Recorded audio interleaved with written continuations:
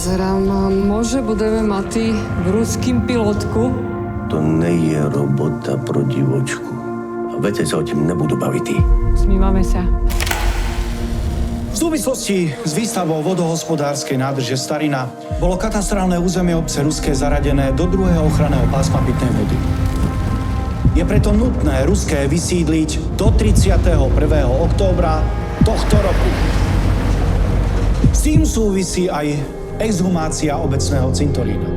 Zničili všetko i zbúrili, čo sa im dalo. A hlavne, že to bude stačiť.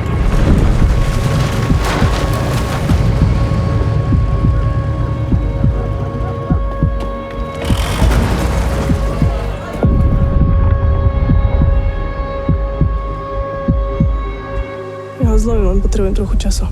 Ten sa vám kráti.